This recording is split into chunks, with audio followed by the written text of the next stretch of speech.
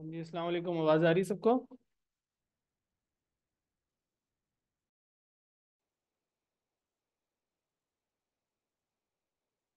आवाज़ क्लियर है? Hello. Okay. तो भाई, पिछली क्लास में हमने डीसी सर्किट स्टार्ट किया था। मैंने कहा था ये ज़रा ऑब्वियसली थोड़ा टफ टॉपिक है। तो अभी तो हम दो नॉर्मल ऑर्डर में इसके क्वेश्चंस करते जा रहे थे जो पहले से ऑलरेडी कवर्ड नहीं है। तो अब मैं जो है वो देखता हूँ कि आगे इसके आज कौन से क्वेश्चंस करवाने हैं। अच्छा, मुझे एक लिस्ट भेजी थी, वो मुस्तफ़ा ने भेजी थी। क्या नाम है था उस लिस्ट के अंदर जो है वो मुश्किल सवाल, उसके मुताबिक जो मुश्किल सवाल थे वो उसने लिस्ट बना के खुद से ढूंढ के जो है वो भेजी थी। तो अगर कोई मुझे उसमें टैग कर दे यार ग्रुप के अंदर, तो ज़रा आसानी हो जाएगी, जल्दी से ढूंढ लूंगा मैं। If anyone can find it and tag me in it.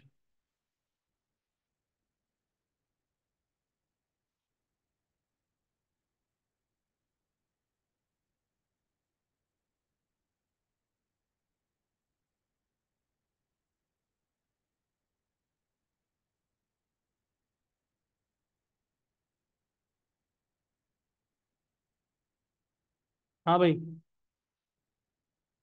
Anyone can tag me in that. किसी ने कर दिया टैग? ओके, वसी ने कर दिया, ये है वो। इस मैसेज को मैं स्टार भी कर लेता हूँ। ओके। सो टोटल 18 सवाल भेजे हैं इसने। 249। आई एम जस्ट गना copy pasted in the chat.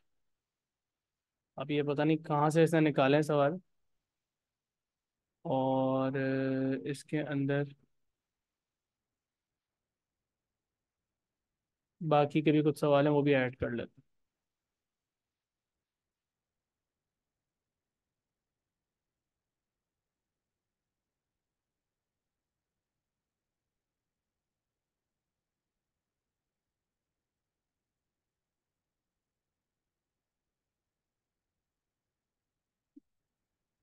37, 38, 35 for some reason ये भी भेजे हैं इसने। किसी और ने क्वेश्चन जाके देखें? इसके अलावा किसी ने कोई ड्राइव पे क्वेश्चन अपलोड किए तो वो भी मुझे बता दो, लेकिन ये वाले आज मैं चलो गो थ्रू कर लेता हूँ। इसमें से भी हो सकता है कुछ बहुत सारे हों जो मैंने करवाए में, अगर वो हाईलाइटेड होंगे तो इसका मतलब है वो हमने किए हैं। मैं अब इसने बोला है कि सर आप क्वेश्चन 2 करवाएं। ठीक है, तो ये आपको ऑलरेडी पता है कि कौन सी वीडियो में है, तो इसलिए हमें ये क्वेश्चन 2 जो है वो दोबारा से करने की ज़रूरत नहीं पड़ेगी। तो हम अपना टाइम मैक्सिमम यूटिलाइज करना चाहते हैं only for those question that are not already solve. ठीक है, तो ये आपको मिल जाएगा। दो ही वीडियोज़ हैं डीसी सर्किट्स की, वहाँ से आपको लिंक आपने खोलना है, ढूंढ लेना है। ठीक है, ये क्वेश्चन आपको वहाँ से मिल जाएगा। अच्छा, तो ये हुआ हुआ ऑलरेडी, इसमें कोई बहुत ज़्यादा एज सच मुश्किल नहीं है। फिर उसके बाद इसमें 4 बोला हुआ है। ठीक है, 4 मैंने कल ही करवाया है। 4 मैंने कल करवाया, कल हमने ये सॉल्व किया। उसके बाद 9। 9 जो है वो भी ऑलरेडी पहले से हुआ हुआ है। पोटेंशियोमीटर का क्वेश्चन है, मतलब उसमें कोई ऐसा कोई स्पेशल नहीं है। पोटेंशियोमीटर का सवाल है, लेकिन ये नॉर्मल सा सवाल है। तो ये भी हमने पहले से, क्योंकि हाईलाइट हुआ है तो उसका मतलब किया हुआ है। 9 के बाद 18 लिखा हुआ है। 18 को जाके चेक कर लेते हैं। 18 मैंने कल करवाया। ठीक है, ये भी डिस्कस हो चुका है। क्या फ़ायदा भाई। 19 हुआ हुआ ऑलरेडी, ये उसी टाइप का सवाल है जैसा नंबर 2 है। ठीक है, अभी आगे अगर इस तरह का कोई और आगे तो हम कर लेंगे। अब होपफुली आज हम लेटेस्ट लेटेस्ट जो क्वेश्चन है ना, बिल्कुल जो 20, 21, 22 वाले, उनकी तरफ शायद आज चले जाएं। ये भी हुआ हुआ है, तो अभी तक कोई भी क्वेश्चन ऐसा सामने नहीं आया जिसको करने की। अब इसके बाद 37 है, 38 है और 35 है, इसको देख लेते हैं। अब जो इसने हाईलाइट किया मैं 37, 38 और 35 देख लेते हैं। 37, 38, 35। चलो आओ इनको कर लेते हैं। ठीक है भाई। अब ये तो मुझे सिंपल लग रहा है देखने में, but let's just see what the question is about. ठीक है भाई। तो आज जो हम पहला क्वेश्चन कर रहे हैं वो 35 है। ऑलराइट। तो क्वेश्चन 35 के अंदर आपसे वो क्या कह रहे हैं? 2018 है, पेपर 1 3 है, और क्वेश्चन 37 इस पेपर का। The diagram shows a battery of EMF 9 and of negligible internal resistance, two resistors of resistances 160 and R, output PD is 4 volts and what is the resistance R. तो ये तो बहुत आसान सवाल है ना, ये तो मुश्किल सवाल तो नहीं। क्यों भाई, इस तरह के सवाल क्यों भेज रहे हो? अच्छा, ये तुमने ये वाला क्वेश्चन नंबर नहीं भेजा सही से, तुमने ये वाला क्वेश्चन नंबर नहीं भेजा यार, मैं वही कहूँ। This is not a question, this उसमें पेपर लिखा हुआ और आगे उसका क्वेश्चन नंबर लिखा हुआ है। ठीक है, चलो इन पे भी बाद में चले जाएंगे। तो इसके बाद जो इसने भेजा हुआ है क्वेश्चन नंबर, वो 49 भेजा हुआ है। 49 देख लेते हैं, अगर हमने नहीं किया तो हम वहाँ से शुरू करते हैं। 49 जो है ये क्वेश्चन करते हैं। So let's start with 49। 2020 paper 1 1 paper 49, question number 49। ठीक है जी। तो बैटरी है उसका, ईएमएफ जो है वो आपको 6 वोल्ट्स नजर आ रहा है। R1 का रेजिस्टेंस 60 ओम्स है, R2 का रेजिस्टेंस 20 ओम्स है। ठीक है। And then there is another battery between the points X Y। ठीक है, बहुत अच्छा सवाल लग रहा है मुझे, यहाँ पे नल मेथड ही लग रहा है। The circuit is used to test whether the EMF of a cell is 1.5 volts. यानी कि आपने यहाँ पे चेक करना है कि ये जो सेल है, क्या इसका ईएमएफ 1.5 वोल्ट्स है या नहीं है। Is it equal to 1.5 volts और नॉट। उसको आपने सेल को एक्स वाई के बीच में लगाना है और उसको चेक करना है। ठीक है। अब वो कह रहे हैं कि ये, अच्छा पहली बात तो ये कि चेक कैसे करेंगे, कैसे, before you even read the options, how will you check कि ये सेल 1.5 वोल्ट्स का है या नहीं इस सर्किट के थ्रू। पहले ये समझने की जरूरत है ना कि लाइक ये सवाल आपको कहने की क्या कोशिश कर। सो यहाँ पे नल मेथड ही यूज होगा आपको। अब आपको ये बात अच्छे से अभी तक पता चल जानी चाहिए कि इस सेल का जो ईएमएफ है, जो भी है 1.5 है या नहीं है, ये तो बात की बात है। इस सेल का जो ईएमएफ है, अगर वो R2 का जो पीडी है उसके इक्वल हुआ, यानी कि ये ईएमएफ और ये पीडी अगर इक्वल है, तो गैल्वेनोमीटर पे रीडिंग क्या आनी चाहिए? गैल्वेनोमीटर की रीडिंग 0 आनी चाहिए। सही है, गैल्वेनोमीटर की रीडिंग 0 आनी चाहिए अगर R2 के अक्रॉस जो पीडी है और XY के बीच में जो सेल लगा हुआ है उनका ईएमएफ, वो दोनों चीजें बराबर हैं। अब R2 के अक्रॉस पीडी कितना है ये हम निकाल लेते हैं, यानी कि V2 हम एसेंशियली निकाल लेते हैं। तो उसके लिए आपको क्या करना है, 20/20 + 60, पोटेंशियल डिवाइडर फॉर्मूला लगा रहा हूँ, कुछ भी स्पेशल नहीं कर रहा, इंटू 6। तो V2 की वैल्यू क्या आती है, जरा चेक करके बताओ यहाँ से। 20, जल्दी से हो जाए भाई, 20/20 + 60 और मल्टीप्लाई बाय 6, तो इससे आता है 1.5। 1.5 वोल्ट्स इसके अक्रॉस पीडी है। अब अगर कोई भी सेल आपका 1.5 वोल्ट्स का यहां लगाया जाएगा तो गैल्वेनोमीटर रीडिंग 0 आ जाएगी। If this is 1.5 volts, if, तो फिर ये रीडिंग 0 आएगी। Now we know the concept of how this diagram is being used, how this circuit is used to do this test. Now let's read the options and see के सही जवाब क्या है। तो हमें करेक्ट स्टेटमेंट पिक करना है। Any non-zero reading means that the cell has an EMF of 1.5। गलत। Any जीरो रीडिंग होगी तो हम हमारा सेल का EMF 1.5 होगा। ठीक है, तो ये गलत बात ही की। यहाँ पे अगर ये लिखा होता है कि नॉन जीरो रीडिंग का मतलब है कि सेल का EMF 1.5 नहीं है, तो ये सही लिखा होता। Battery does not, the battery does not need to have an EMF of 6 volts. लिखा हुआ है कि ये वाली बैटरी जो है इसका EMF 6 वोल्ट होना जरूरी नहीं है, ऐसा ऐसा नहीं पॉसिबल। इसका 6 वोल्ट EMF होना जरूरी है, तभी यहाँ पे उसका जो रेशियो के मुताबिक 1.5 आएगा, तभी वो इससे बैलेंस होगा, तभी यहाँ पे 0 आएगा। तो it is important to have 6 volts. The cell may be connected either way around X and Y। ये ऐसा, ये भी गलत है। यहाँ पे जो टर्मिनल्स कनेक्टेड होते हैं ना इस पॉइंट से, अगर वो इधर नेगेटिव है तो इधर भी नेगेटिव होना चाहिए, और अगर इधर पॉजिटिव है तो ये वाला भी पॉजिटिव होना चाहिए। ये नल मेथड्स के अंदर हम देख चुके हैं, तो ये बात भी गलत लिखी हुई है। either way you can't connect the battery, either way it has to be, the galvanometer does not need a scale calibrated in amperes. So amperes are not that important. It's just that we need to have 0 on the galvanometer. अब that could be any units, amperes, milliamperes, या current के कोई और भी unit अगर exist करते हैं, ये कुछ भी है, तो it is not that important. As long as you're getting a 0 is all you need. So that's why D should be the answer. अब हम इसको चेक कर लेते हैं 49 को। डी, 49 का डी है। ठीक है, तो पहला अच्छा सवाल जो है वो हमें नजर आ गया। अगला जो इसने क्वेश्चन मुझे दिया हुआ है वो 78 दिया हुआ है, तो डायरेक्ट जंप करके जाते हैं 78 पे। ठीक है, और पेज नंबर भी बता देते तो अच्छा होता, लेकिन चलो। 77, 78। Okay, let's take a look at this question. This is from May June 2023, and इसके अंदर पोलैरिटी शो की हुई है वोल्ट मीटर की। अच्छा, वोल्ट मीटर की पोलैरिटी इंपॉर्टेंट होती है। ये जो वोल्ट मीटर की पोलैरिटी है इसको शो करने का मकसद होता है कि वोल्ट मीटर पे रीडिंग पॉजिटिव आएगी या नेगेटिव आएगी, ये समझना जरूरी होता है। अगर वोल्ट मीटर में से करंट जो है उसकी पोलैरिटी के मुताबिक ही गुजर रहा होता है, तो फिर तो वोल्ट मीटर पे जैसे यूं इसमें से करंट गुजरेगा तो इसकी पॉजिटिव रीडिंग आएगी। अगर इसमें से यूं करंट पास करेगा तो फिर इसकी रीडिंग नेगेटिव आएगी। तो ये चीज़ जो है वो उसकी पोलैरिटी जो है वो समझना ज़रूरी होती है।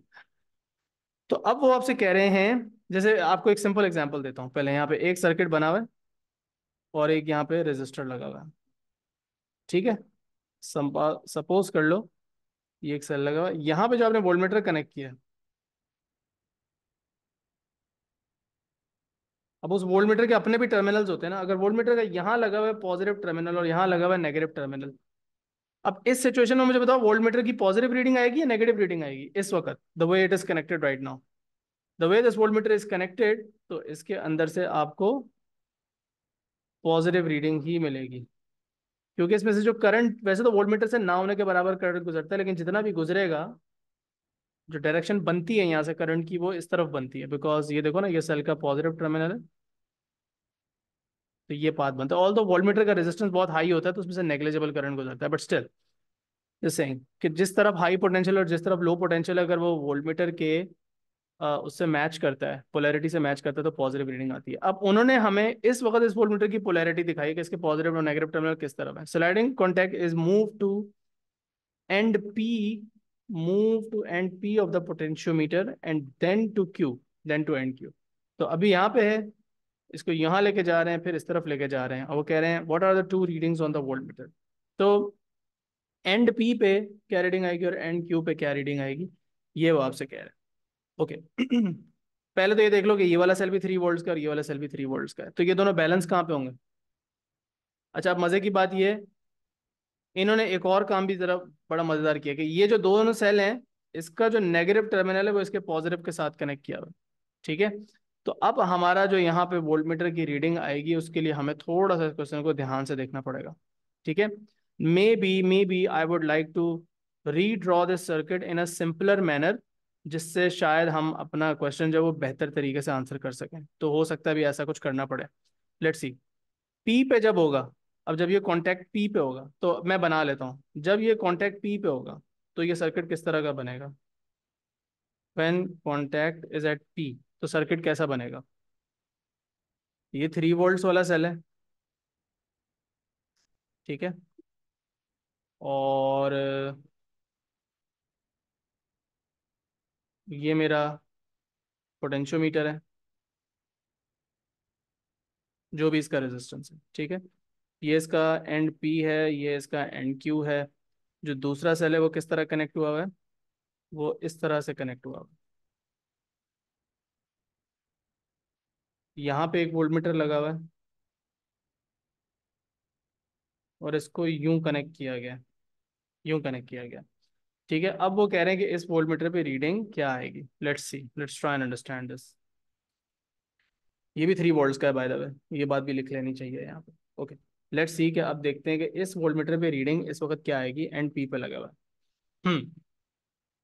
यहाँ से करंट फ्लो करता है, यहाँ से यूं करंट फ्लो करता है, दोनों करंट यहाँ से एड अप होकर यूं जाते हैं, ये हमारा सर्किट कंप्लीट हो जाता है। और यहाँ से यूं करंट फ्लो करता है। थोड़ा सा टफ सवाल है ये। अगर मैं इस पर किर्चॉफ लॉ लगाने की कोशिश करूँ, अगर मैं इस पर किर्चॉफ लॉ लगाने की कोशिश करूँ, तो ये जो लूप बन रहा है मेरा, ये वाला लूप, इस लूप के अंदर कोई रेजिस्टेंस तो एज सच नहीं है, वोल्टमीटर का अपना ही रेजिस्टेंस है। तो यहाँ पे रीडिंग क्या बनेगी। वोल्टमीटर आपका हमेशा टर्मिनल पीडी जो है वो रीड कर रहा होता है, लेकिन अगर वो पैरेलल में लगा हुआ है, पैरेलल में तो लगा हुआ नहीं है, तो ये भी एक इशू है यहाँ पे। राइट, मार्किंग स्कीम में हमारा आंसर क्या है? मार्किंग स्कीम से तो हम देख ही लेंगे आंसर, लेकिन इसको समझना बहुत ज़रूरी है। हाँ, वैसे तो इसका मार्किंग स्कीम में आंसर जो दिया हुआ है वो दिया हुआ डी। ठीक है, मार्किंग स्कीम में तो आंसर दिया हुआ डी, लेकिन इसको समझना थोड़ा सा पड़ेगा कि वोल्ट मीटर किस हिसाब से यहाँ पे किस चीज़ को रीड, किस चीज़ को कर रहा है। So what I am thinking is कि हमारा जो वोल्ट मीटर है वो इस पॉइंट और इस पॉइंट के बीच का पोटेंशियल डिफरेंस बता रहा है। यही कर रहा है ना वोल्ट मीटर? वोल्ट मीटर क्या कर रहा है? इस पॉइंट और इस पॉइंट के बीच का पोटेंशियल डिफरेंस बता रहा है।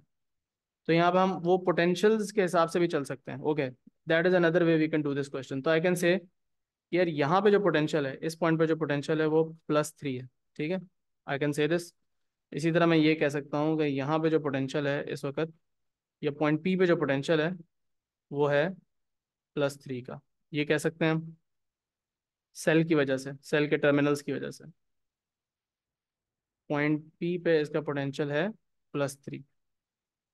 बल्कि एक मिनट, +3 इसकी वजह से यहाँ पे, और +3 इसकी वजह से, तो यहाँ पे +6 बनना चाहिए। यहाँ पे +3 और +3 दोनों सेल्स की वजह से। हाँ, ये टेक्निक हम यूज कर सकते हैं, पोटेंशियल ड्रॉप वाली। तो इसका पॉजिटिव टर्मिनल है 3 वोल्ट्स वाला, इसकी वजह से यहाँ पे पोटेंशियल +3 होगा, और इसका भी पॉजिटिव टर्मिनल यहाँ पे है, तो इसकी वजह से भी यहाँ पे पोटेंशियल +3 होगा। तो +3 और +3 यहाँ पे हमारा 6 का पोटेंशियल होना चाहिए। इस तरफ आपका सिंपली नेगेटिव टर्मिनल है, तो आप कह सकते हो कि यार यहाँ पे इस पॉइंट पे जो आपका पोटेंशियल है वो है 0। तो इस वक्त जो वोल्ट मीटर रीड कर रहा है पॉइंट पी और इस पॉइंट के बीच में, मतलब अपने दोनों एंड्स के बीच में जो पोटेंशियल डिफरेंस रीड कर रहा है वो 6 वोल्ट्स रीड कर सकता है। ठीक है, सो आई वुड गो कि भाई इसकी रीडिंग जो है यहाँ पे 6 वोल्ट्स आनी चाहिए। अच्छा, अब अगर हम इसको दोबारा क्यू पे बनाते हैं, अब जब हमारा पोजीशन जो है वो उसकी मूवेबल कॉन्टैक्ट की क्यू पे ले आते हैं, तो हम दोबारा से रीड्रॉ करते हैं अपने सर्किट को। ये मेरा पोटेंशियोमीटर है, ये एंड क्यू है, ये एंड पी है, ये 3 वोल्ट्स का है। यहाँ पे इसको ऐसे कनेक्ट किया हुआ है इन्होंने, ये वोल्ट मीटर लगाया हुआ है, और इसका मूवेबल कॉन्टैक्ट यहाँ रखा हुआ है। अब इस सर्किट को यहाँ से कंप्लीट कर देते हैं। अब ये भी 3 वोल्ट्स का है। अब दोबारा से उस चीज़ का हिसाब किताब रखते हैं। अब है क्या कि यहाँ पे आपके पास दोबारा से अगर आप देखें, इस तरफ जो आपका पोटेंशियल है, इस तरफ आपका जो पोटेंशियल है वो +3 +3 6 वोल्ट्स का होना चाहिए। यहाँ पे जो पोटेंशियल है वो 6 वोल्ट्स है, क्योंकि इधर से ना कुछ ड्रॉप हुआ, इधर से भी 3 का पोटेंशियल ऐड हो रहा है यहाँ तक आते हुए, और यहाँ से भी 3 का पोटेंशियल ऐड हो रहा है यहाँ तक आते हुए। कुछ भी गिर नहीं रहा, बिकॉज आपका सेल के दोनों पॉजिटिव टर्मिनल इधर से कनेक्टेड है। अब हो ये रहा है कि यहां से यहां जाते हुए इस पोटेंशियोमीटर के अक्रॉस कितना ड्रॉप है। ये जो पोटेंशियल डिवाइडर है, सॉरी, ये जो पोटेंशियोमीटर लगा हुआ है, इसका कुछ रेजिस्टेंस होगा ना, तो इसके अगेंस्ट कितना ड्रॉप आ रहा है। अब हमें ये देखना पड़ेगा। तो यहाँ पे इससे रिलेटेड इन्होंने में कोई रीडिंग दी है? इससे रिलेटेड इन्होंने में कोई रीडिंग नहीं है। तो यहाँ से यहाँ तक इसके बीच में ये कितना पोटेंशियल ले रहा होगा? अगर मैं इसको देखूं तो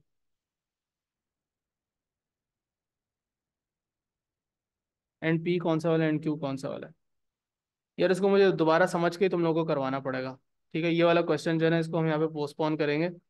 और ऐसे मुझे पता है आज क्वेश्चन बहुत सारे आने वाले हैं, मुझे पता है डीसी सर्किट्स के अंदर पीछे भी कुछ 3 4 सवाल पिछले साल के भी अभी तक रखे हैं, अब जो समझ के करवाने पड़ेंगे। तो मैं ये वाला पेज जो है ना अपने पास मार्क कर रहा हूँ। ठीक है, और इस क्वेश्चन को मैं सर्कल कर रहा हूँ।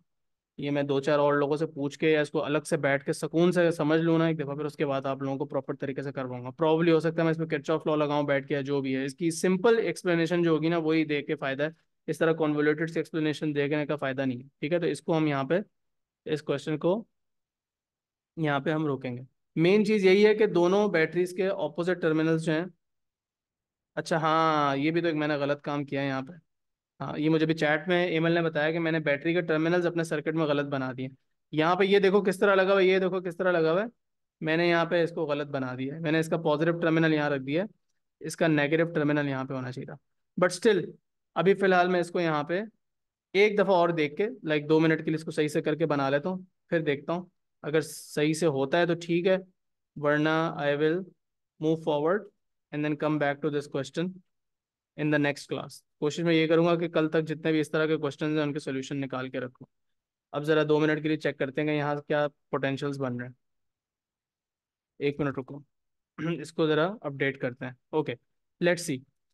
अब इधर तो इस तरफ तो पोटेंशियल जीरो होगा, इस तरफ +3 होगा, लेकिन इधर से ऐसा जहाँ पे आपका कोई पाथ नहीं बन रहा। जो मेन चीज़ मुझे नज़र आ रही है वो यहाँ पे ये नज़र आ रही है कि इस वाले सेल की वजह से, क्योंकि यहाँ पे कनेक्टेड है, तो यहाँ पे पोटेंशियल आपका +3 का होना चाहिए।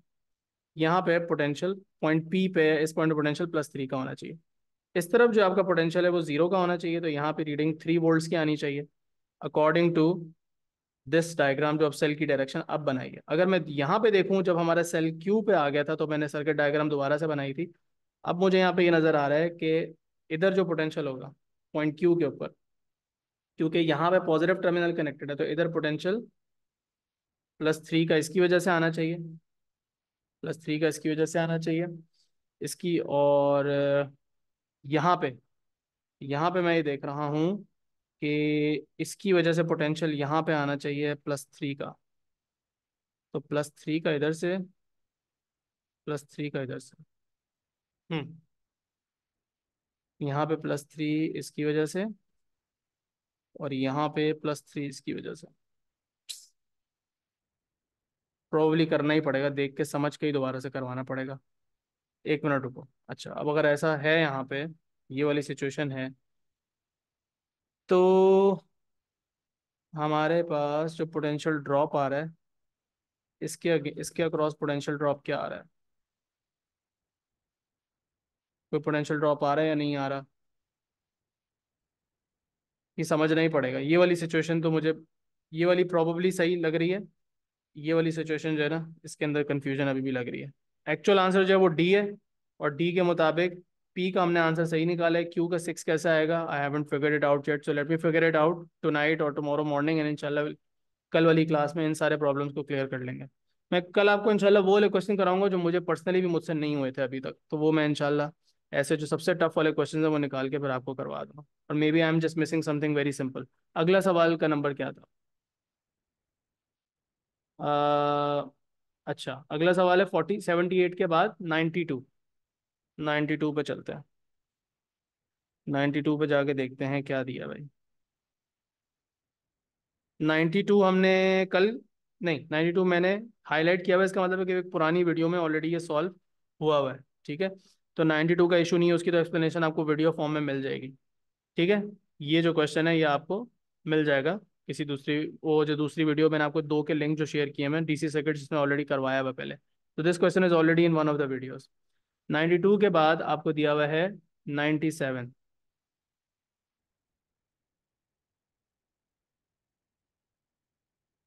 ओके बेटा एमल, देख लिया मैंने आपका मैसेज। 97। आओ, ये क्वेश्चन मजे का लग रहा है, चलो यार ये तो करें, ये तो हो जाए। तो 2017 का सवाल है, क्वेश्चन 37 है पेपर का, पेपर 1 2 क्वेश्चन 97। लेट्स सी, बिस्मिल्लाह। क्या सीन है भाई? नजर ही आ रहा है, उसका सर्किट जो है उसके अंदर एक सेल है जिसका ईएमएफ 12 वोल्ट्स है, उसके अंदर इंटरनल रेजिस्टेंस है। ठीक है, और एक जो रेजिस्टर एस है ना, ये सवाल मुझसे ऑलरेडी पता नहीं किसी ने करवाया था पहले। It's neither in series nor in parallel with the other resistor, ना बीच में एक अलग से घुसा के उसको डाला हुआ है। ठीक है, एनीवेज वो कह रहे हैं कि यहाँ से जो करंट पास कर रहा है वो ½ एम्पेयर का जा रहा है, इधर हाफ ओम का इंटरनल रेजिस्टेंस है, ये 12 वोल्ट्स का ईएमएफ है, इधर करंट की वैल्यू, इधर करंट की वैल्यू दी हुई है, इनकी रेजिस्टेंस की वैल्यू आपको मेंशन नहीं है। और ये बात इन्होंने मेंशन की है कि ये इसका रेजिस्टेंस और इसका रेजिस्टेंस आर है, इसका मतलब है कि ये इक्वल रेजिस्टेंस है, ये और ये रेजिस्टेंस आइडेंटिकल है। Kirchhoff's law can be used. Kirchhoff's law can be used with the data in the diagram to deduce the resistance of each of the two identical resistors R, and that's what we need to do. हमें ये वाला R और ये वाला R ना ये निकालना है। ठीक है, तो रेजिस्टर R जो है वो निकालना है, उसकी वैल्यू, तो R की वैल्यू निकालनी है। वो कहने किरचॉफ लॉ आप लगा दें और उसके हिसाब से कर दें। तो भाई किरचॉफ लॉ अभी लगा देते हैं। अब किरचॉफ सेकंड लॉ ही यहाँ पे जो है वो आराम से हम लगा सकते हैं, फर्स्ट लॉ भी लगा ही सकते हैं, इतना कोई मसला नहीं है। देखो मुझे यहाँ पे जो नजर आ रही ना ऊपर पर, फर्स्ट लॉ लगा के पहले मैं सर्किट को जितना कंप्लीट कर सकता हूँ करता हूँ। अब मुझे पता है यहाँ से 4 एम्पेयर आ रहा है, 4 एम्पेयर में से 3 एम्पेयर ऊपर चला गया तो नीचे कितना जाएगा? पहले अपना काम थोड़ा आसान करें, तो यहाँ कितना जाएगा भाई जल्दी से बता दो। यहाँ पे 1 एम्पेयर जाएगा, ये बात कंप्लीट हो गई। अच्छा, अब आप देखें 3 एम्पेयर में से अगर ½ एम्पेयर इधर चला गया तो इधर कितना गया होगा? ऑब्वियस सी बात है, यहाँ पे क्या होगा? 2.5 एम्पेयर। अब आप देखें यहाँ से ½ एम्पेयर नीचे आ रहा है, यहाँ से 1 एम्पेयर नीचे आ रहा है, ½ एम्पेयर और 1 एम्पेयर मिला के कितना होता है? ½ एम्पेयर और 1 एम्पेयर मिला के कितना होता है बेटा? 1.5 एम्पेयर होता है। अब देखो, does it make sense, does it all of this make sense, does it all come together? क्या यहाँ पे मुझे दोबारा 4 मिलता है या नहीं मिलता? अगर मिलता है तो इसका मतलब अभी तक मैंने फर्स्ट लॉ हर जगह सही लगाया। सो यहाँ से 4 आया, 3 यहाँ चला गया, 1 यहाँ चला गया, ठीक है, इधर 3 गया, 3 में से हाफ इधर गया, 2.5 इधर चला गया, यहाँ से 1 इधर आया, हाफ इधर आया, मिला के कितना हो गया 1.5। अब इधर से आ रहा है 1.5, इधर से आ रहा है 2.5, तो मिला के हो जाएगा ना 4। तो इसका मतलब है कि अभी तक मैंने जितना भी कैलकुलेशन की थी वो सारी सही की थी। अब हमने कुछ हद तक डेटा कंप्लीट कर लिया, अब हमें निकालना है आर का, आर का रेजिस्टेंस ये निकालना है। इसके लिए आप कोई एक अपनी पसंद का आसान सा लूप पकड़ लें, उस लूप को किरचॉफ सेकंड लॉ लगाएं और उसके अंदर आर अननोन होगा उसको सॉल्व करवा लें। ठीक है, अब मैं वो लूप आपको बना के दिखा देता हूँ जो मुझे यहाँ पे लूप आसान लग रहा है, पर्सनली जो मुझे लूप आसान लग रहा है वो मैं आपको बना के दिखाता हूँ। मेरे ख्याल से यहाँ पे मल्टीपल बन सकते हैं, बट हमें कोशिश करनी है ऐसा लूप लेना है जहाँ पे कोई ऐसी चीज ना हो जो अननोन हो। अगर कोई ऐसी चीज होगी जो अननोन होगी तो फिर फायदा नहीं रहेगा। जैसे हम जो लूप बनाएंगे ना उसके अंदर हमें कोशिश ये करनी है कि हमारा लूप इसके अंदर से, इसके अंदर से और इसके अंदर से ना गुजरे। उसकी वजह यह है कि हमें इनके रेजिस्टेंसेस नहीं पता। तो हमें यहाँ पे करंट तो पता है लेकिन हम यहाँ पीडी नहीं निकाल सकते। तो फिर हम ऐसा कोई अगर लूप बनाएंगे जो यहाँ से हमारा लूप गुजरेगा या यहाँ से गुजरेगा या यहाँ से गुजरेगा तो फिर काम नहीं बनेगा। तो जो लूप आप बनाएंगे ना वो ऐसे रखेंगे जहाँ पे आप जो रेजिस्टेंस ढूंढने वाले हैं या जो नोन रेजिस्टेंस हैं या जहाँ नोन करंट्स हैं उन्हीं को इस्तेमाल करें, तो ये हमारा लूप बनेगा। अब इस लूप के ऊपर देखो किरचॉफ सेकंड लॉ कितने आराम से सुकून से अप्लाई होगा। अब देखो, Kirchhoff second law is sum of EMFs is equal to sum of PDs, sum of EMFs is equal to sum of PDs. तो सम ऑफ ईएमएफ्स क्या है यहाँ पे, सम ऑफ पीडीज, तो सम ऑफ ईएमएफ क्या है यहाँ पे, इस लूप के अंदर एक ही ईएमएफ है 12। अब यहाँ पे पीडीज कितने हैं, एक पीडी है जो इसके अंदर से गुजर रहा है, इसके अक्रॉस जो पीडी है, इसके अक्रॉस जो पीडी है वो है 4 × 0.5। सही बोल रहा हूँ, 4 × 0.5 current into resistance, right, I V. एक ये हो गया। अच्छा, दूसरा कौन सा है जो 1 × R है, +1 × R, डायरेक्शन में तो मुझे कुछ यहाँ पे सच करना नहीं पड़ रहा। एक और कौन सा है, अच्छा ये वाला भी हो गया 1 × R, ये वाला भी 1.5 × R है, ये वाला 1.5 × R है, हो गया जी ये वाला भी। अब क्या इस इक्वेशन से आर निकालना कोई मुश्किल बात है? बिल्कुल भी मुश्किल बात नहीं, बच्चों की तरह हो जाएगा। ये 12 है, इसको आप बोलेंगे 2, ये हो जाएगा आर प्लस 1.5 आर, कितना होता है भाई, 1 और 1.5 कितना होता है 2.5, 2.5 आर, तो 12 - 2 कितना होता है 10, 12 - 2 होता है 10, 10/2.5 4 होता है। आर की वैल्यू 4 ओम्स आनी चाहिए जो मेरा हिसाब कहता है, बगैर कैलकुलेटर उठाए हो जाना चाहिए क्वेश्चन। 4 लिखा हुआ है बी में, क्वेश्चन नंबर है 97, डबल चेक कर लेते हैं मार्किंग स्कीम से, 97 का बी है, बिल्कुल सही निकाला है। ठीक है भाई, समझ में आ गया? जिस बंदे ने क्वेश्चंस जो हैं वो भेजे थे लिख के, तो ये आपको भी समझ में आ गया भाई जिसने लिख के भेजा था? मुस्तफा तुमसे पूछ रहा हूँ। यस सर, आ गया। अच्छा, अब 105 करना है हमें, अब करना है 105। क्वेश्चंस तो अच्छे हैं सारे, और मुझे पता है कि इनमें से जो 10-15 क्वेश्चन में से 4-5 तो मुझसे भी नहीं होने। 105, अब ये 105 तुमने लिख के भेजा हुआ लेकिन मैंने करवाया हुआ है, तो इसका मतलब है कि ये ऐसा क्वेश्चन अगर ये नहीं हुआ हुआ था मुझसे तो फिर पता चल जाता, लेकिन ये हुआ हुआ है मुझसे, आई एम प्रिटी श्योर ये हमारी वीडियो के अंदर है। मैंने कल बैठ के बहुत सुकून से सारी वीडियोस अपनी पुरानी देखी थी और उसके अंदर एक क्वेश्चन मार्क किए थे जो मैंने पहले करवाए हैं। तो 105 इज डन, ये आपको आराम से मिल जाएगा, डोंट वरी अबाउट दिस, इसकी सुकून से एक्सप्लेनेशन आपको मिल जाएगी। Not in the yearly videos, मैं टॉपिकल की बात कर रहा हूँ, वहां से आपको मिल जाएगी। अच्छा, 105 के बाद 116 बोला हुआ है, 116। वैसे तो बीच में और भी मज़ेदार सवाल नज़र आ रहे हैं लेकिन उनको भी देखते हैं बीच में बाद में। अच्छा, 116 खोल लेते हैं जी, 116 ये है, ये भी अच्छा क्वेश्चन है, but I am pretty sure ये एक ईयरली वगैरह में मैंने पहले कहीं करवाया हुआ होगा, मुझे देखा देखा फेमिलियर लग रहा है क्वेश्चन, बट एनीवेज। तो अब कह रहे हैं जी 116 करें, 116 के अंदर आपको क्या नज़र आ रहा है आप देख लें। वो कह रहे हैं कि भाई 2019 का सवाल है, paper 1-1 question 36। The diagram shows 4 voltmeters, the readings on the voltmeter V1, the readings on the voltmeter are V1, V2, V3, V4. All the readings are positive. Okay. Which equation relating the voltmeter reading is correct? So correct equation आपने बतानी।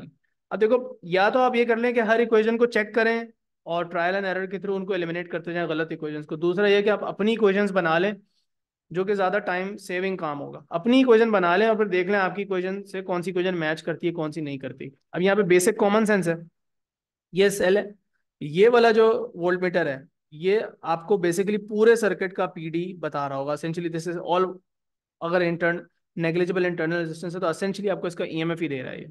तो V1 is like your total, right, ये आपका total है एक तरह से। ठीक है। अब ये बात मुझे pretty क्लियरली पता चल रही है कि ये ब्रांच इसके साथ बिल्कुल पैरेलल में है, ये जो V2 वाली ब्रांच है, ये वाली ब्रांच। तो इस रेजिस्टर के अक्रॉस जो पीडी होना चाहिए V2 के अक्रॉस, और जो V1 के अक्रॉस पीडी होना चाहिए, वो बिल्कुल बराबर होना चाहिए। इस पूरी ब्रांच के अक्रॉस जो पीडी है वो इस सेल के ईएमएफ के इक्वल ही होना चाहिए। ऐसा ही है ना, क्योंकि इस पूरी ब्रांच को इसका पूरा ईएमएफ मिलता है, राइट। और इसमें और तो कुछ है नहीं, और तो कुछ लगा हुआ नहीं इस रेजिस्टर के अलावा, तो V2 और V1 बराबर होना चाहिए। पहली बात तो ये एक हमने अपनी इक्वेशन बना ली कि V1 और V2 तो बराबर है। अब ऐसा कुछ यहाँ पे लिखा हुआ है, नहीं लिखा हुआ, तो ये इक्वेशन बनाने का हमें एज सच कोई ज्यादा फायदा नहीं हुआ। एक और बात जो मुझे पता है कि V3 और V4 मिला के V1 के भी बराबर होंगे, और V3 और V4 मिला के टोटल V2 के भी बराबर होंगे। So another set of equations that I can make is कि V3 plus V4 will be equal to V2, and as also V3 plus V4 will also equal V1। ये बातें मुझे पता चल गई। तो अब इन इक्वेशंस को मैं यहाँ से चेक करता हूँ कि ऑप्शंस क्या दिए हैं। अगर मैं देखूँ गौर से तो मुझे नजर आ रहा है, ये वाली इक्वेशन चेक करो, ये वाली इक्वेशन को रीअरेंज किया हुआ है, सिर्फ V2 को उधर ले जाके माइनस किया हुआ है, और तो कुछ भी नहीं है। ये यही वाली इक्वेशन है ना, isn't this the same equation? 116 का आंसर अगर मैं एक दफा डबल चेक कर लूं, 116 डी आंसर है, बिल्कुल सही है। अच्छा जी, ठीक है। Any confusions? उसके बाद है 126, 133, 140, 159। ठीक है, अब आना है 126 पे।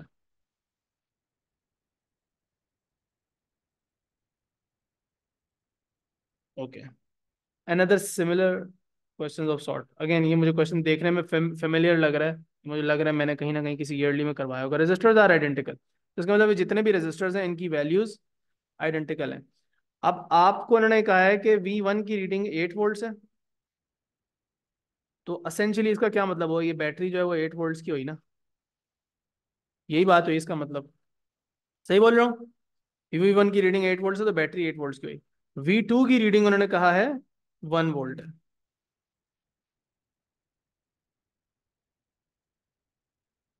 अब यहाँ पे ज्यादा लॉज वगैरह लगाने की जरूरत नहीं, बेसिक जो आपके पोटेंशियल डिफरेंस के कॉन्सेप्ट है वो आप यहाँ पैरेलल सीरीज वाले अप्लाई कर लें तो आप, और पोटेंशियल डिवाइडर के कॉन्सेप्ट अप्लाई कर लें तो यू आर गुड टू गो।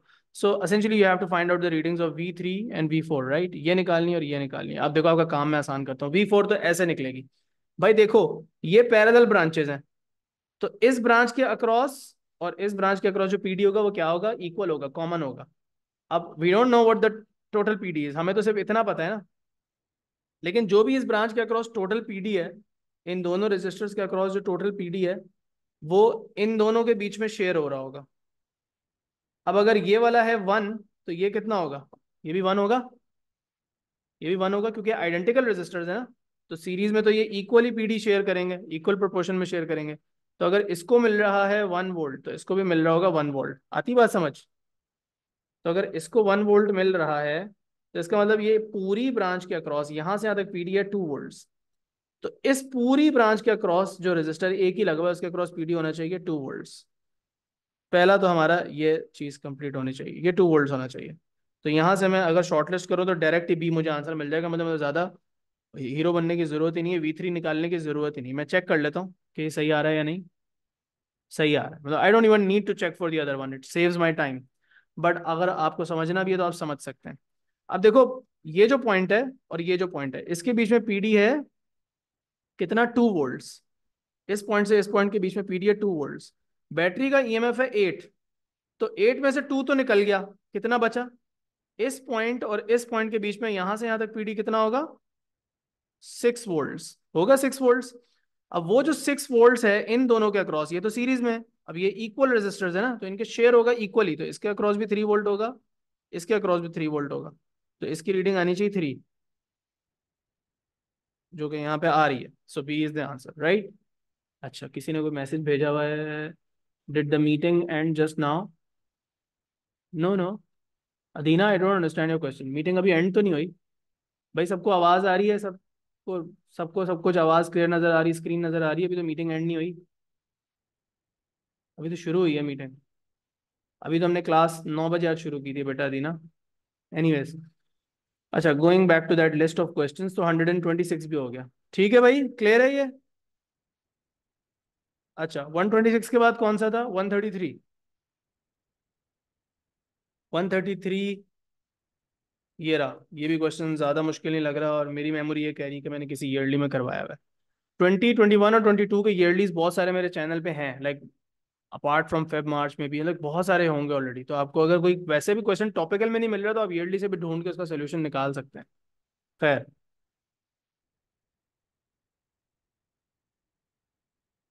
कोई टेक्निकल एरर होगा बेटा अदीना, ऐसा होना तो नहीं चाहिए। अच्छा भाई, सबको मेरी आवाज़ सही आ रही है? कैन समवन प्लीज कंफर्म कि मेरी आवाज़ सही है या नहीं? ईमेल कह रही मैं सही आ रही लैग। है। सही आ रही है, लैग तो नहीं कर रहा?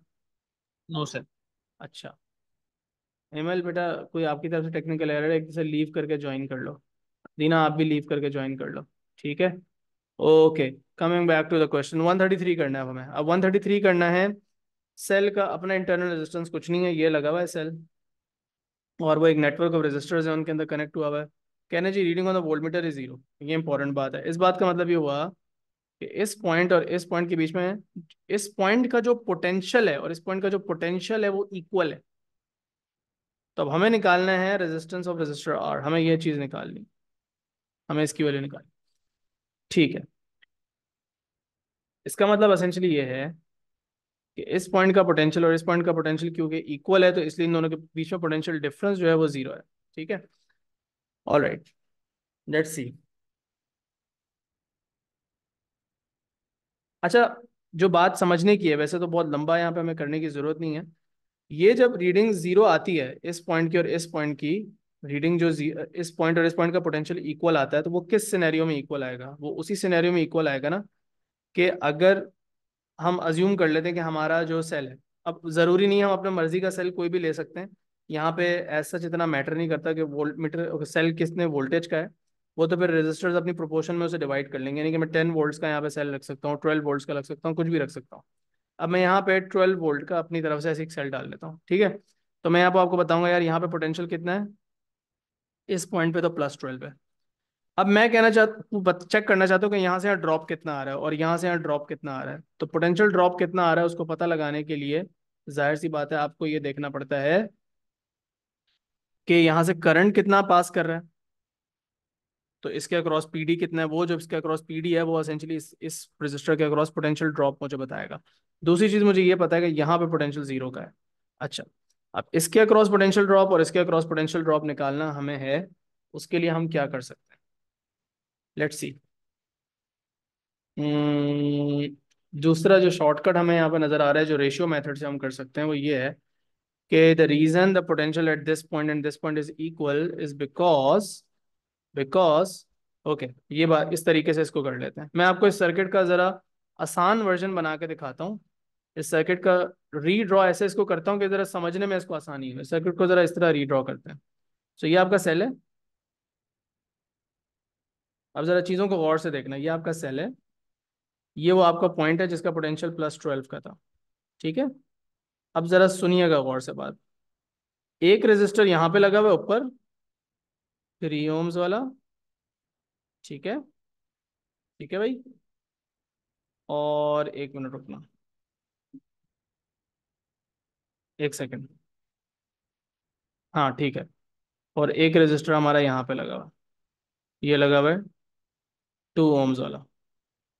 ठीक है, उसके बाद ये वो पॉइंट है, ये वो दो पॉइंट्स हैं जिनके बीच में इन्होंने वोल्टमीटर कनेक्ट किया हुआ है।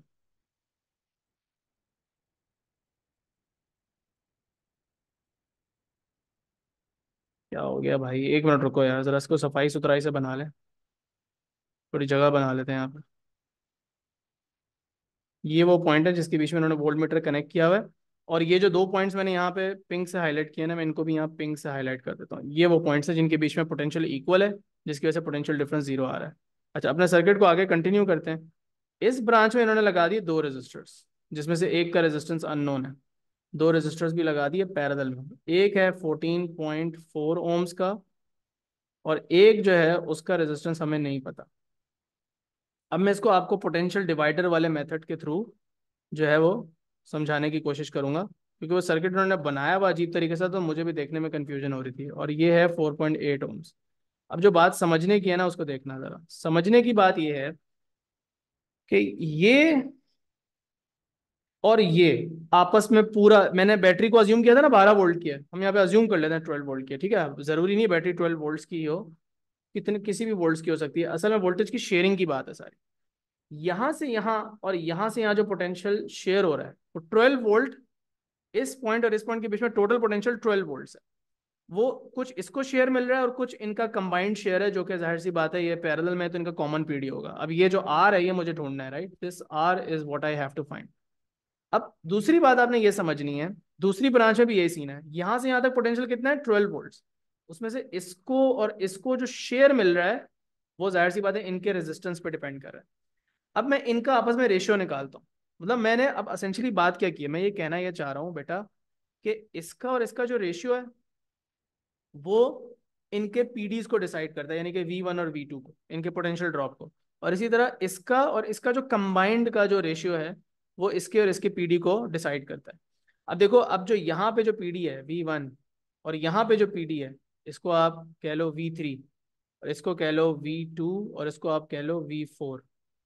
अगर ये और ये इक्वल हो जाए और ये इक्वल हो जाए तो इन पॉइंट पे पोटेंशियल इक्वल होगा, यानी कि यहाँ पे रीडिंग आपको जीरो मिलेगी। मेन चीज क्या है कि यहाँ पे पोटेंशियल ड्रॉप और यहाँ पे पोटेंशियल ड्रॉप इक्वल हो जाए। इधर तो 12 वोल्ट है ना, +12 है। अब इधर से जो ड्रॉप हो रहा है और इधर से जो ड्रॉप हो रहा है वो सेम ड्रॉप हो रहा है, तो पिंक पॉइंट से पोटेंशियल इक्वल होगा, तो यहाँ पे रीडिंग आएगी जीरो। और ये यही वजह है कि इसका और इस कॉम्बिनेशन का रेशियो और इसका रेशियो इक्वल हो रहा है एक दूसरे से। तो the way I would write it mathematically is like this. इसको मैं ऐसे लिखूंगा, मैं लिखूंगा भाई देखो, 2/4.8 का जो रेशियो बन रहा है ना, वो वही रेशियो है। और मैं इसको ऐसे सर्कल कर रहा हूँ इस पूरी चीज को। अब इसको समझ लेना जरा। इस चीज को मैं कह लेता हूँ, let's just call it R1, ठीक है। आई am just gonna call it R1, ठीक है, फॉर नाउ। और या RC कह लेता हूँ, C फॉर कंबाइंड, ठीक है, R कंबाइंड। और मैं क्या कहना चाह रहा हूँ, मैं कह रहा हूँ कि यार देखो, इसका और इसका जो रेशियो है ना, वो इसके और इस पिंक वाले पूरे कंबाइंड रेशियो के बराबर है। तो यहाँ पे मैं 3 और यहाँ पे लिख दूंगा R कंबाइंड। पहले मैं आर कंबाइंड को यहां से निकालता हूँ, यानी कि मुझे 14.4 और आर का पैरेलल में जो कंबाइंड रेजिस्टेंस है ना वो मिल जाएगा। सो रीअरेंज करके अगर मैं सॉल्व करता हूँ तो क्या आता है, 4.8 × 3 डिवाइडेड बाय 2। क्या जवाब आया, कंबाइंड आया इनका 7.2 ओम्स। ये आया इसका पूरे पिंक वाले कॉम्बिनेशन का कंबाइंड। अब जाहिर सी बात है, मुझे पता है कि ये दोनों पैरेलल में हैं, तो 7.2 इनका कंबाइंड है। इसको मैं 1/R प्लस 1/14.4 का इनवर्स ऐसे करके सॉल्व कर सकता हूँ। तो इस इक्वेशन से मैं इसको इनवर्स को हटाने के लिए दूसरी साइड पर इन्वर्स करूंगा और फिर उसके बाद सॉल्व कर लूंगा। तो ये हो जाएगा 1/7.2 माइनस 1/14.4, ठीक है। ये हो गया, ये मेरे पास 1/R आ गया। 1/ आंसर करूंगा। ओहो, सारी मेहनत ज़ाया हो गई। अच्छा, ये आ गया 1/आंसर। तो मेरे पास आर की वैल्यू आ रही है 14.4 ही, 14.4 का ही जवाब आ रहा है। आर की वैल्यू 14.4 ही आ रही है। अब looking back on the answer, I think we could have done it like without the calculator and much more directly. इसको ज़रा ज़्यादा डायरेक्ट तरीके से भी किया जा सकता था। अब मेरे जहन में ये बात आ रही है, वो जहन में मेरी बात इसलिए आ रही है क्योंकि ये इक्वल रेजिस्टेंसेस है ना, तो इनका ओवरऑल रेजिस्टेंस फिर इसका आधा आया 7.2। लेकिन ठीक है, आई थिंक इतने लंबे स्टेप्स नहीं थे, स्टेप्स इतने लंबे नहीं है। इसको रीड्रॉ करने का मकसद है सिर्फ ये कि मेरे ब्रेन को ये सर्किट जो है जरा आसानी से समझ आए। अब देखो, आपका दिमाग ऐसे हो सकता है आपको काम करेगा, अगर आप टेढ़ी लाइनें भी बनी हुई है तो आप वो सर्किट इजीली समझ आए। मेरा दिमाग कुछ इस तरह काम करता है, I know most students because they are used to seeing the circuits in a straight line. तो it kind of is easier to understand the circuit when it's redrawn with straight line। horizontal और vertical बना हुआ ना circuit, थोड़ा ज़्यादा easily समझ में आ जाता है। तो इसलिए इसको रीड्रॉ करने में मैंने थोड़ा सा अपना टाइम लगाया। The steps in itself are only like 3 steps हैं, तो स्टेप्स तो बहुत कम है, तो इतना कोई कॉम्प्लिकेटेड है नहीं। ठीक है भाई, ये हो गया हमारे पास 133 भी। 133 के बाद लिखा हुआ है 140 और 159। चलो आओ चेक कर लें। 140 ओके, ये अच्छा सवाल लग रहा है, लेकिन most probably second Kirchhoff second law का सवाल है। अच्छा। Three identical cells, each of EMF E and internal resistance R are connected. Now, what is the potential difference between X and Y? Point X ये रहा, point Y ये रहा, इनके बीच में पोटेंशियल डिफरेंस निकालना। ओके। सर 140 लिखा था मेरे ख्याल में मैंने। 140 का था, अच्छा सही है। सवाल तो वैसे मुझे ये भी मुश्किल लग रहा है, खैर 140 कर लेते हैं। अब तुमने जो कहा था, ये खोल ही लिया तो इसको देख सकते हैं। थोड़ा सा अजीब सा लग रहा है वैसे क्वेश्चन, लेकिन एक सेकेंड। चलो ठीक है, आ जाएंगे इस पर, फिर कभी आ जाएंगे यार। हो सकता है ईयरली में मैंने करवाया हुआ। बट एनीवेज चलो 140 देख लेते हैं। 140 इतना कोई मसले वाला सवाल नहीं लग रहा। 140 देखते ही जो है मुझे आ, खैर पहले क्वेश्चन पढ़ लेते हैं, फिर मैं आपको बताता हूँ। आपके नोट्स के अंदर इस तरह का डायग्राम बना हुआ है ना। Potential difference across two resistors R1 and R2 are compared using a potentiometer as shown in the diagram. One terminal of galvanometer is connected to point X. The galvanometer reads 0 when its other terminal is connected to a point at a distance of 60. तो ये balance point है 60 centimetre पे। ये वाला ये आपका null point है for this PD. तो इस बात का मतलब ये हुआ, इन शॉर्ट इस बात का मतलब ये हुआ कि इस इन पॉइंट्स के दौरान जो पीडी है और इन पॉइंट्स के दौरान जो पीडी है वो क्या है, इक्वल है। ठीक है, इक्वल भी नहीं है, इक्वल पीडी भी, हाँ इक्वल पीडी है बिल्कुल। पीडी इक्वल है, बल्कि उल्टा ये बोलना चाहिए कि इसका और इसका जो रेशियो है और इसका इसका जो कंबाइंड रेजिस्टेंस का रेशियो है वो सेम होगा। लेकिन मैं पहले पूरा सवाल पढ़ लूँ, फिर बात को आराम आराम से एक्सप्लेन करता हूँ। One terminal of a second galvanometer is connected to point Y. ठीक है, the galvanometer reads 0 when its other terminal is connected at a distance of 80 centimeter from the same end of the potentiometer. ठीक है, तो 80 और 60 की बात बता दी। What is the ratio of R2/R1? ठीक है, आओ इस बात को समझें। तो भाई देखो, सिचुएशन ये है, सारा सिनेरियो यहाँ पे ये है कि आपको ये बात समझ में आनी चाहिए कि ये वाले और ये वाले सेल जो है ना, इनके ईएमएफ बराबर नहीं होता है, इसका ईएमएफ कम ही होता है। ठीक है, वरना इसके बगैर ये बात चलती ही नहीं है, हो ही नहीं पाता क्वेश्चन, ये मेथड ही नहीं काम करता। अब ये जो 60 और 80 है, इसी से डायरेक्ट आप R1 और R2 का रेशियो निकाल सकते हैं। बस आप इनको उनको मैथमेटिकली आपने फिट करना है अपने सर्किट के हिसाब से। अब हमें R1 से ये बात समझ में आ रही है, R1 से ये बात समझ में आ रही है कि देखो इस पॉइंट और इस पॉइंट के बीच में जो पीडी है, ठीक है, और इस पॉइंट और इस पॉइंट के बीच में जो पीडी है, यानी कि इसको मैं कह लेता हूँ V1 और इस पीडी को कह लेता हूँ V2। ठीक है, V1 और V2, एक मिनट रुकिएगा ज़रा, मैं इस बात को समझ लूँ कि ये वायर जब यहाँ से कनेक्ट की इन्होंने, हम्म, तो ये इस पूरे पीडी को देख रहे हैं कंबाइंड, ये सब इसको देख रहे हैं। ये बात थोड़ी सी समझने वाली। सर मुझे भी यही कंफ्यूजन थी यहाँ पे। मुझे मेरा जो ख्याल है यहाँ पे वो यही है कि जब आपने यहाँ से वायर कनेक्ट किया तो दूसरी वायर यहाँ से तो कनेक्ट की हुई नहीं है, इधर से तो कनेक्ट नहीं की, इधर से नहीं कनेक्ट की ना। तो इसका मतलब है कि ये वाला जो लेंथ है ना, ये इस पूरे कंबाइंड पीडी को बैलेंस आउट कर रहा है। देखो आपको मैं एक सिंपल बात बताता हूँ, हमने जब डीसी सर्किट्स पढ़ा था और पोटेंशियोमीटर्स के डायग्राम्स देखे थे, तो उसके अंदर हमने इस पर्टिकुलर मेथड के लिए इस चीज़ का ख्याल रखा था कि देखो ये आपका R1 और ये आपका R2 है, इसका पोटेंशियल डिफरेंस V1 और V2 है। अब मैंने आपको लिखवाया कैसे था, मैंने कहा था कि देखो इसकी जो लेंथ आ रही है A से C तक की, और इसकी जो लेंथ आ रही है A से D तक की, A से C तक की जो लेंथ है वो V1 के पीडी को बैलेंस आउट कर रही है। ठीक है, A से C तक की जो लेंथ है वो V1 को बैलेंस आउट कर रही है। तो ये वाली लेंथ इसको बैलेंस आउट कर रही है, और ये जो पूरी लेंथ है ये इसको बैलेंस आउट कर रही है। लेकिन इसमें इंपॉर्टेंट चीज क्या है, इंपॉर्टेंट चीज ये है कि इसको यहां से कनेक्ट किया, तो ये देखो ना इन दोनों पॉइंट्स के बीच में कौन सा पीडी बन रहा है, सिर्फ V1 बन रहा है। लेकिन जब दूसरे ग्रीन वाले आपने कनेक्शंस कनेक्ट किए, तो आप ये देखिए कि दूसरी बार ऐसे कनेक्ट की हुई है। तो अब ये जो कनेक्शंस हैं R2 के अक्रॉस जो पीडी है, खाली उसको इससे बैलेंस आउट किया जा रहा है। अब आपके क्वेश्चन में ऐसा नहीं है, यहाँ पे इन्होंने मजे का काम ये किया है कि इन्होंने ये वाला कनेक्शन इधर से नहीं जोड़ा हुआ, मतलब ये कनेक्शन ब्रेक करके इसको यहाँ नहीं उठा के ले आए। तो इसका मतलब ये हुआ कि 60 सेंटीमीटर की लेंथ तो सिंपली V1 के हिसाब से बैलेंस आउट हो रही है, के अगेंस्ट बैलेंस आउट हो रही है। लेकिन जो 80 सेंटीमीटर की लेंथ है ना, वो V1 और V2 के कंबाइंड वोल्टेज से आई थिंक बैलेंस आउट हो रही है. So this is the way I would make my equation. This is the way I would make my equation. I think अल्लाह करे हो जाए. तो बनेगा ये सिस्टम, आपका सिस्टम ये बनेगा कि आप बोलेंगे यार देखो 60/80 is essentially V1/V1 plus V2 का सम. ये बात मैंने बोली है ना. 80 की लेंथ इस पूरे से बैलेंस आउट हो रही है, और 60 की जो लेंथ है वो सिर्फ इससे बैलेंस आउट हो रही है. ठीक है. अब इसी चीज को आपको पता है कि ये जो वोल्टेजेस हैं, वोल्टेजेस का रेशियो जो है वो आप रेजिस्टेंसेस के रेशियो से सीरीज में रिप्लेस कर सकते हैं. कर सकते हैं ना. मैंने यहाँ पे इन्होंने जो हमें रेजिस्टेंस दिया है वो रेजिस्टेंस का रेशियो मांगे, हमने यहाँ वोल्टेजेस का रेशियो लिखा. लेकिन ये बात आपको पता होनी चाहिए कि देखो जो वोल्टेजेस और रेजिस्टेंसेस के रेशियो होते हैं वो तो आप इक्वेट ही कर सकते हैं. सिंपल, मतलब इसको आप ऐसे लिख सकते हैं. अच्छा, उन्होंने हमसे R2 अपॉन, सॉरी गलत लिख दिया, R1/R1 प्लस R2. अब इसमें मुश्किल बात यह कि उन्होंने हमसे सिंपली ये रेशियो मांगा है R2/R1.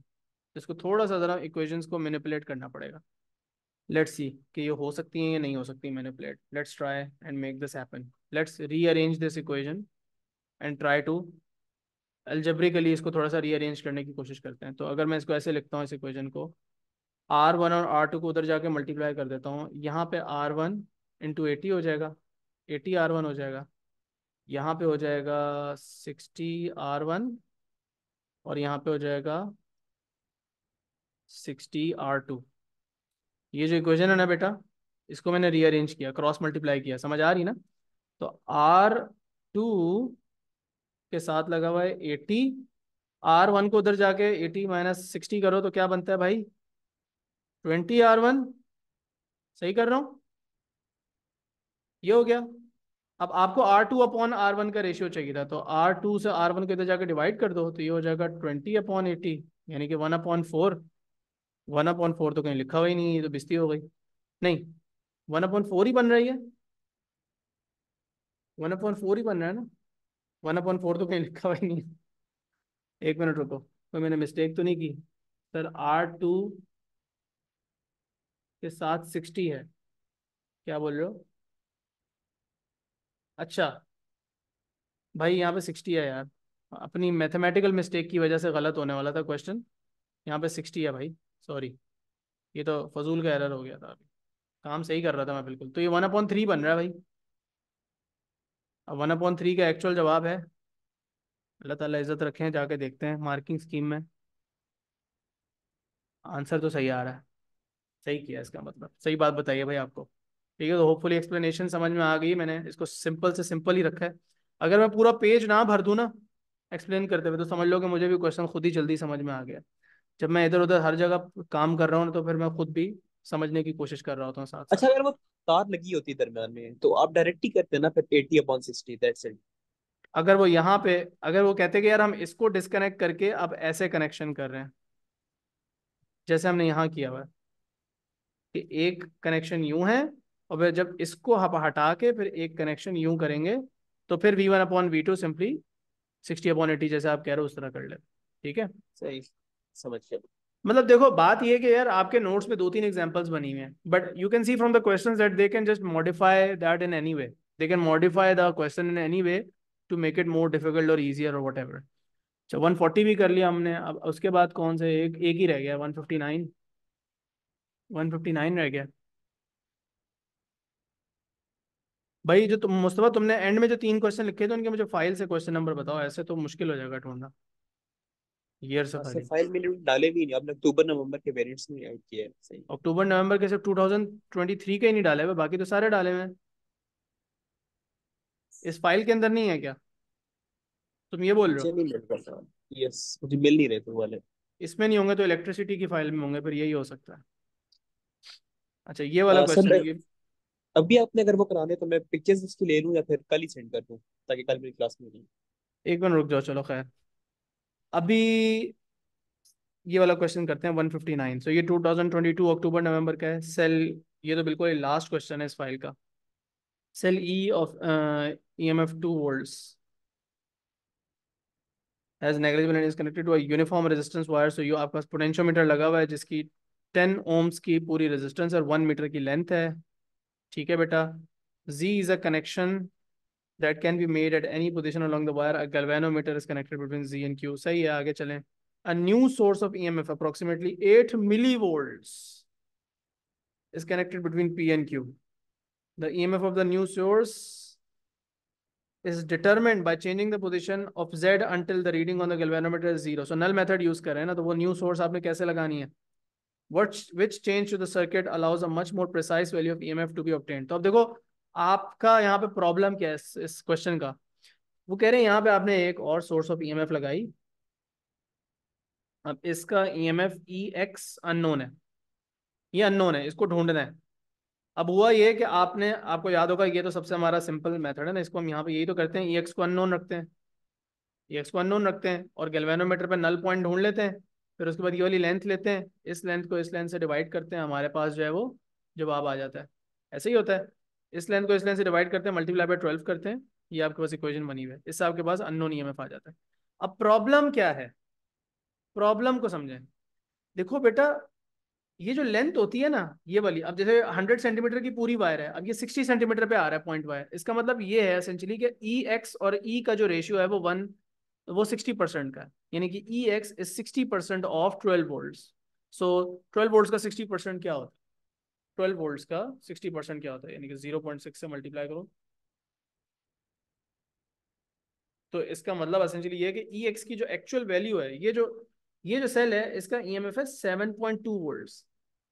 लेकिन 60 पे लेंथ आ रही है ना यार, 10 सेंटीमीटर पे लेंथ आए, 9 पे आए, 8 पे आए, 2 पे आए, इवन 1 सेंटीमीटर पे भी आए लेंथ।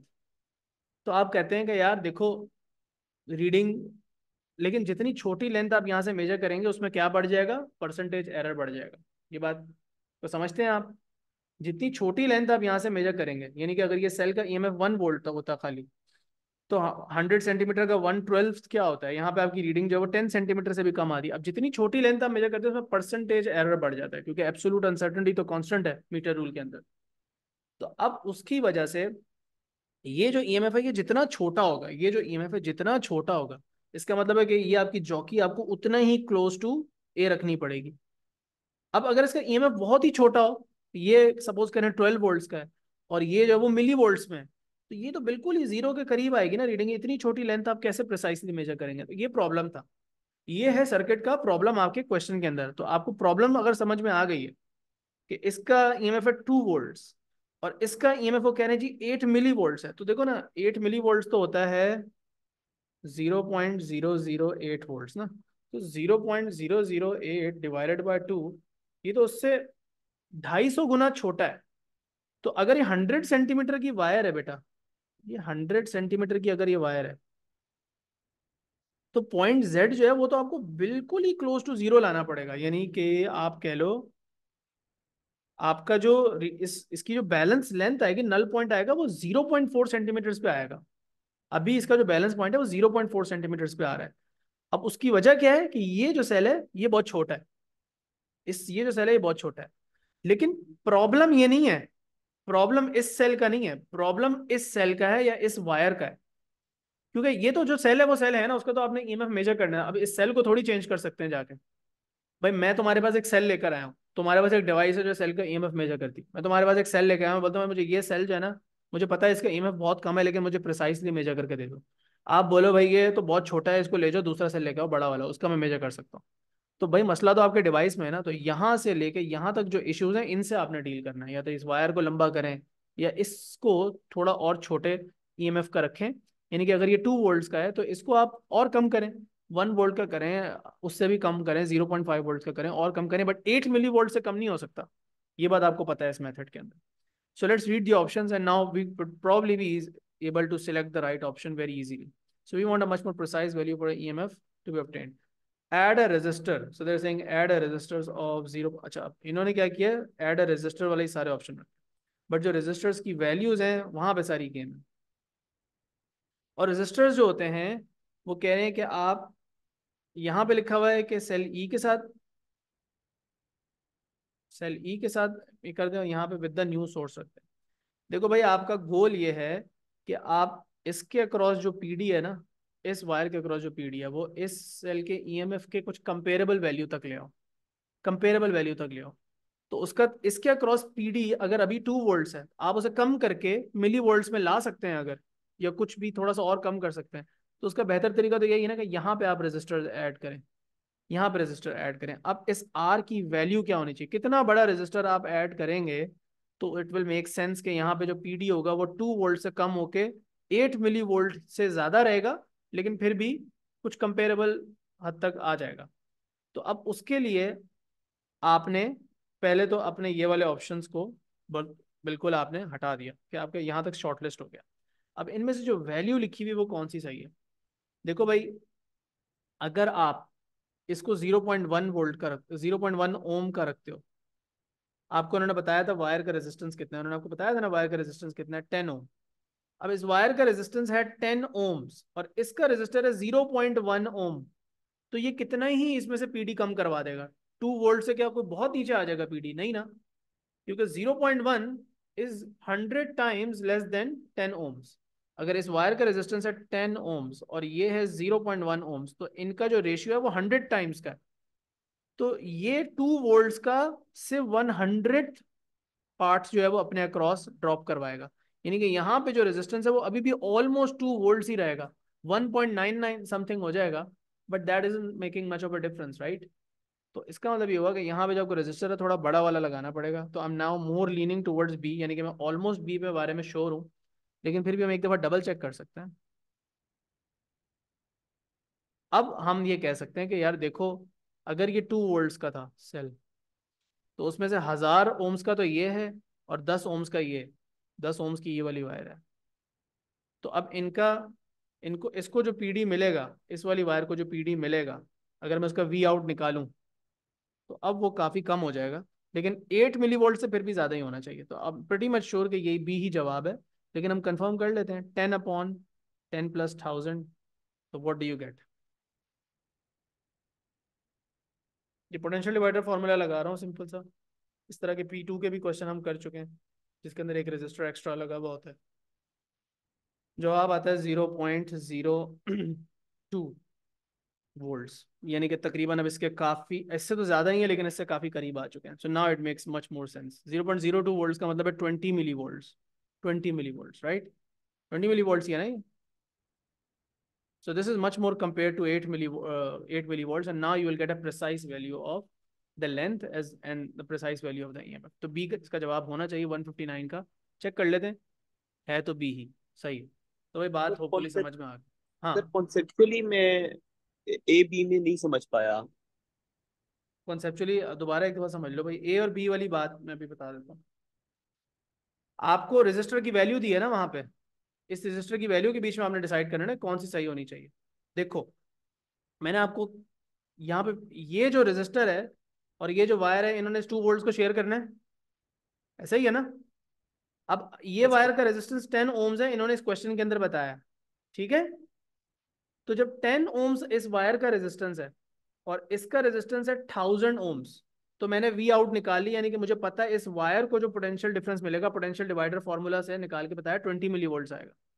अब 20 मिली वोल्ट्स और 8 मिली वोल्ट्स की वजह से जो मुझे यहाँ पे बैलेंस पॉइंट मिलेगा वो कहीं अच्छी रीडिंग पे मिलेगा, यानी कि 10 सेंटीमीटर से बड़ी ही लेंथ होगी, प्रॉबेबली ज़्यादा होगी, 10 से भी ज़्यादा, 50 के करीब जाके होगी, 40 या 50 सेंटीमीटर के बीच में, जिससे मैं प्रिसाइसली उस लेंथ को मेजर कर सकता हूँ और ई की वैल्यू भी प्रिसाइसली मेजर कर सकता हूँ, इसकी वैल्यू। लेकिन अब देखो ना, ए का प्रॉब्लम क्या है? अगर मैं इसको सिर्फ 0.1 ओम्स का रेजिस्टेंस यहाँ पे रख देता हूँ, अब इस बात को खुद समझो, अगर ये 0.1 ओम का रेजिस्टर है, ये तो 10 ओम्स की वायर है ना, तो इसके अक्रॉस पीडी अब क्या होगा? इसके आप वी आउट निकाल के देख लो, इसका वी आउट। अगर ये मैं रखता हूँ और इसको मैं रखता हूँ, तो मैं लगाता हूँ 10, यानी कि वायर के अक्रॉस पीडी निकाल रहा हूँ, तो 10 प्लस 0.1 मल्टीप्लाई बाय 2 वोल्ट्स, क्या आता है वायर के अक्रॉस पीडी? वायर के क्रॉस पीडी अभी भी ऑलमोस्ट 2 ही आ रहा होगा। तो फायदा क्या हुआ इतना छोटा रेजिस्टर लगाने का? फायदा क्या हुआ? वायर के अक्रॉस अभी भी पीडी इतना बड़ा है, इस सेल का ईएमएफ अभी भी इतना छोटा है, तो you will still have to go very close to the zero to find the null point. समझ आई बात? Yes sir. ठीक है, आप इसका जवाब निकाल के देख लें, 1.9 समथिंग ही आएगा, ठीक है। तो भाई हमने जो सवाल इसने बोले थे उसमें से जो जो मैंने पहले से वीडियोस में थे वो आपको पहले बता दिए हुए में, और जो 8-10 सवाल जो नहीं हुए हुए थे वो मैंने यहाँ करवा दी। ठीक है। आज के सवाल मुश्किल ही थे क्योंकि उसने जाहिर सी बात है ढूंढ के निकाले हुए थे। अब कल की क्लास में हम लोग जो हैं या तो अपने ऑर्डर से चल सकते हैं दोबारा से, या हम दोबारा से यही काम कर सकते हैं, we can go towards more difficult questions and you can add them on the drive. Drive का लिंक मैंने भेजा हुआ है, एक बंदा प्लीज़ रीशेयर करके दोबारा से जो है वो ग्रुप में वो शेयर कर दे, ताकि अगर और किसी ने भी, लेकिन सर्किट इसी चैप्टर के होने चाहिए अभी फिलहाल क्वेश्चन, इलेक्ट्रिसिटी और डीसी सर्किट्स के, so that we stick to the topic and do all those difficult questions. तो वो अगर आप लोग वहाँ डाल देते तो मैं क्लास से पहले एक दफ़ा चेक कर लूँगा और फिर मैं वहाँ से करवा दूंगा। या फिर ये है कि भाई अगर किसी और ने बोलने के मैं लिस्ट बनाता हूँ सर, तो आप बना सकते हैं, बट वो ऐसा क्वेश्चन ना हो, शर्त ये है कि वो ऐसा क्वेश्चन ना हो जो पहले से मैंने करवाया हो। कोशिश करो वो क्वेश्चन निकालो जो मैंने पहले से नहीं करवाया हुआ, ताकि कोई फायदा हो क्लास में। ठीक है। बाकी हाँ। जो सर 3 क्वेश्चन रह गए जो अपने कराने थे, जो मतलब मेरे लिस्ट में थे, वो मैं अलग से सेंड कर दूं? कौन से रह गए? आई थिंक 3 रह गए थे ना, हाँ वो जो अलग 3 से तो मैं इस फाइल के अंदर ही नहीं है ना, वो फिर आप अलग से भेज दो या ग्रुप पे भेज दो यार, ग्रुप पे भेज दो, ग्रुप में डिस्कस कर लेते हैं। ठीक है। सही हो। ठीक है। अच्छा जी जी। जी सर। चलें। अभी तो आज की क्लास हम यहाँ पे डन कर रहे हैं, कल का प्लान थोड़ा सा और क्लियर क्लियर करते हैं कि क्या करना है। मेरा ये भी दिमाग बन रहा है कि मैं वो सवाल करवाऊँ जो मुझसे भी नहीं होए, लेकिन वो मुझे ढूंढने पड़ेंगे। तो कौन से वो सवाल थे जो पिछले ओवर द इयर्स मुझसे भी नहीं हो सके थे, ऐसे हैं 2-3 क्वेश्चन जो काफ़ी टफ थे। तो अब जैसे आज भी एक क्वेश्चन था आपके सामने, उसका मुझे नंबर बता देना, एक क्वेश्चन आज मुझसे नहीं हुआ। वो क्वेश्चन मेरे से लगे, मुझे पता है कि 3-4 और क्वेश्चन हैं जो नहीं हुए थे मुझसे, जो मैं पहले से उनका मैं वर्किंग करके रखूंगा तो ही क्लास में करवा सकूंगा। तो मुझे उसके लिए टाइम निकालना पड़ेगा बैठ के। चलो खैर, वो देखते हैं कौन से हैं वो सवाल, मैं ढूंढ लेता हूँ। ठीक है। सर कल हमारा केमिस्ट्री का P3 है, परसों सॉरी P3 है। कल क्लास नहीं ले पाएंगे। क्या है? केमिस्ट्री का परसों प्रैक्टिकल है सर। परसों प्रैक्टिकल, चलो जिस जिस जो नहीं ले सकता वो रिकॉर्डिंग देख लेगा बाद में। क्लास तो लूंगा ना, फिर भी मैं टाइम टाइम तो ज़ाया नहीं करूंगा। कितने लोग हैं केमिस्ट्री वाले? सारे तो नहीं हो सकते, आधे होंगे। बहुत सारे कंप्यूटर साइंस वाले भी हैं ना। क्लास रख लेंगे इन एनी केस, तो क्लास रिकॉर्ड तो हो जाएगी ना एटलीस्ट, ज़ाया तो नहीं होगी ना क्लास। ये तो नहीं होगा कि क्लास हो रही है तो आपके लिए अवेलेबल नहीं है। ठीक है। वरना मैं सही है। देख लूंगा, अगर बहुत सारे लोग नहीं ले रहे होंगे तो I might like move the class to Saturday, या देख लेंगे कुछ और, किसी और डे रख लेंगे। ठीक है। चलें। Okay sir. अल्लाह हाफिज़।